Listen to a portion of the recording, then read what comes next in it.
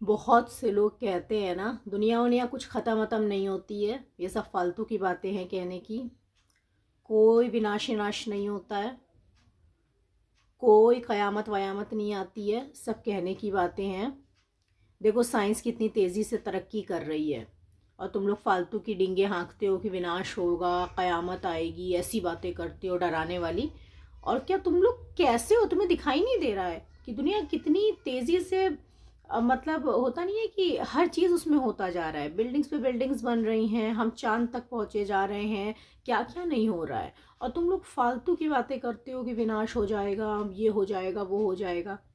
अरे सुनिए ना, सूरा अनाम आयत 6 में ये बात बड़ी अच्छे से खोली गई है। पता है ऐसे लोगों के लिए क्या जवाब दिया गया है? क्या तुमने अपने से पहले वाली जनरेशन को नहीं देखा है, जिसको मैंने इतना सब कुछ दिया हुआ था कि तुम्हारे पास जो कुछ है ना वो कुछ भी नहीं है। अब किसके बारे में बात हो रही है वहां पर?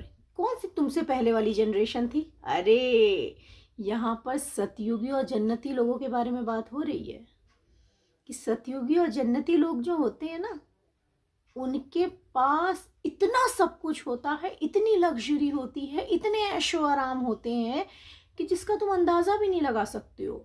मगर जब वो अपने ऐशो आराम ना रोक सके, वो अपनी लग्जरी ना रोक सके, तो तुम तुम कैसे कह सकते हो कि तुम्हारी चीज़ें रुक जाएंगी? ये तुम्हें इतना समझ में नहीं आ रहा है कि जब जन्नत नहीं रुकी तो तुम्हारी लास्ट की आखिरी की दुनिया, जो दोज़ख की दुनिया होती है, जो कलयुग का टाइम होता है, वो कैसे रुक जाएगा?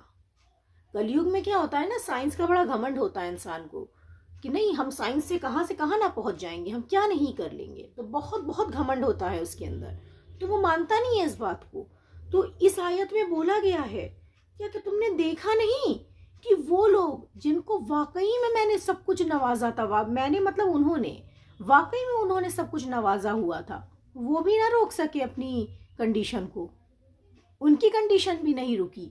तो उसी तरीके से तुम्हारी जो दुनिया है ना, ये टिकने वाली नहीं है। इस बात को तुम समझ लो, और जितनी जल्दी समझ लोगे उतना अच्छा होगा।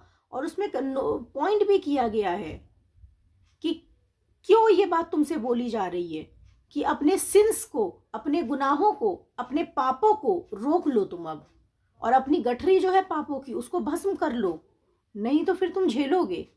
जब वो ना रोक सके तो तुम क्या रोकोगे? ये बहुत खूबसूरती से उसके अंदर इस बात को मेंशन किया गया है।